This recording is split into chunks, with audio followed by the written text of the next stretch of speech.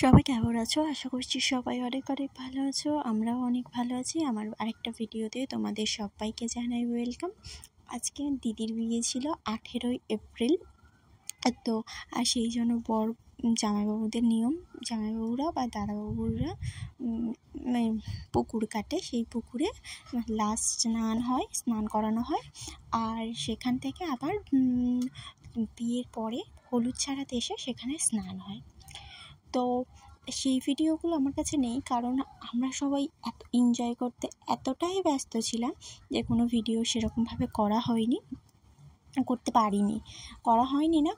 পারিনি। এত সব মজা করছিলাম, তো করা হয়নি বলবো।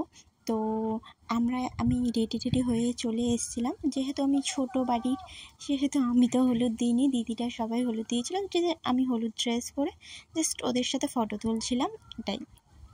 আর এখানটা এটা হচ্ছে আমার একটা দিদির মেয়ে, আর এই হচ্ছে আমাদের ব্রাইড আজকে। তো আমি ওখানটায় হাওয়ার দিকে দাঁড়িয়েছিলাম, কারণ প্রচণ্ড গরম ছিল ওই দিন। জানি না, আগের দিন বৃষ্টি হয়েছে আমাদের এখানে, তারপরেও ওই দিনে ভীষণ রোদ আর ভীষণ গরম পড়েছিল। তো আর দিদির গায়ে হলুদ হয়েছিল প্রায় 12টার দিকে, তাই আরও বেশি পরিমাণ গরমটা বোঝা যাচ্ছিল। তো এখানটায় আমরা দিদির যেই বাড়িতে আগ করতে দিয়েছিল, সেই আগটা নিয়ে আমরা চলে এসেছি। এবার আগটা হলুদ আর মেথি আগে বেটে রেখেছিল, সেই জন্য ওইটা বের করে দিচ্ছে। আর এখানটায় সেজমা, মানে আমার সেজমা দিদির মা, ওকে হলুদ দিয়ে দিচ্ছে আগে। এটা নিয়ম যে মা প্রথম একটু হলুদ ছোঁয়ায়, তারপরে অন্য কেউ হলুদ ছোঁয়ায়। তো মা ঘাটে নিয়ে যায় না, বাট প্রথমে একটু বাড়িতে হলুদটা ছুঁয়ে দেয়। তো এখানটা দিদি হলুদ ছুঁয়ে টুয়ে প্রণাম করে নিচ্ছে। যাব এবার আমরা সবাই মিলে ঘাটে। তো ঘাটে যাব এবারে।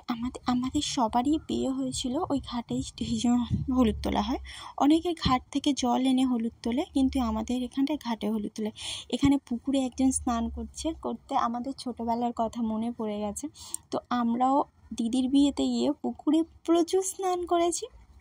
আর আমরা যারা গ্রামে থাকি তারা এই পুকুরে সবাই মিলে নেমে স্নান করার মজাটাই আলাদা। এটা অনেক বছরের পুরনো ঘাট। তো এখানটায় আমাদের সকলের, মানে আমাদের আশেপাশে সকলের গায়ে হলুদ হয়। এখানটায় মা দুর্গার বিসর্জন হয়, সেই জন্য। তো এখানটায় আমি ভিডিও করতে আশেপাশে আসিনি, কারণ প্রচণ্ড রোদ ছিল ওই দিনে, আর প্রচণ্ড রোদে তো বেরোনোই যাচ্ছিল না, সেই জন্য আসিনি। তো আমার দিদির ছেলেকে বলেছিলাম, আরেকটা দিদির ছেলেকে, যে ওকে ভিডিও করতে, তো ওই ভিডিও করে নিয়ে গেছিলো। আর দিদিকে কেমন লাগছে কমেন্টে জানিও। সবাই মুখের অবস্থা দেখো রোদের মধ্যে। আমি না যাইও নি, আমি ওখানটা একটা বট গাছ ছিল, ওই বট গাছের নিচে আমরা বসেছিলাম অনেকে যারা গিয়েছিলাম। তো সেটা এখানটায় ফটোশ্যুট হচ্ছে, আর আমার দিদির ছেলেও এখানটায় ফটোশ্যুট করে নিচ্ছিল। তো আমার বিয়ের সময় ঘাটে বসিয়ে, মানে জলের যেহেতু হয়েছিল, সেহেতু এইসব ফুটেজ কিছুই হয়নি।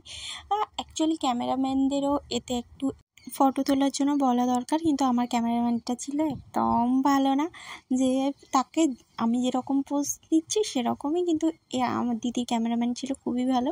সে নিজে পোজ বলেও দিচ্ছে অনেক সময়, আবার এ করছে। তো এখানটায় বৌদি ঘট ঘোরাচ্ছিল, আমাদের ঘট ঘোরাচ্ছিল দিদি বৌদি, আর আমাদেরও বৌদি। এখানটা ঘট ঘোরাচ্ছিল, সেটা আমরা দেখিনি। আমি শুধু মানে বট গাছের নিচেই বসেছিলাম, লাস্টে 2-1টা ফটো তোলার জন্য গিয়েছিলাম। প্রথম তো এখানটায় কি বলছিল আমি তাও জানি না। আমি নিচ্ছি, তুই ওর বালতিটা দে, বালতি টান। বলো আইডিয়া। এই জগটা ডোবাতে বলতে চাই, জগটা ডোবা। এটা হয়ে গেলে তো খাবো একটু। এই তো বলতে জগটা ডোবা। না জগটা এমনি ডুববে না, হয়ে যাবে। ওর মজা পেয়েছে খুবই।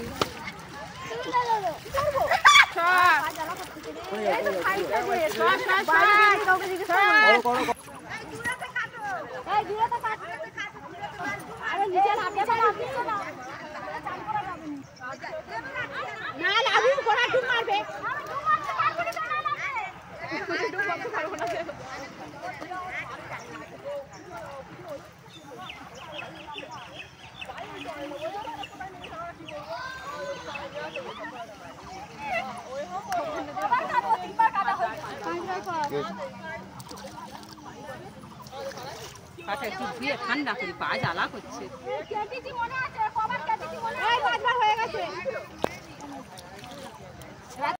তো এখানটার রিচুয়ালস, এগুলো আমাদের রিচুয়ালস, তো অনেকের সাথে নাও মিলতে পারে। তো আমরা এখানটায় কিছু ফটো তুলেছিলাম, তো সেগুলোই দিলাম। আর আমাদের নিয়ম কাদের কাদের সাথে মিলে কমেন্টে জানিও।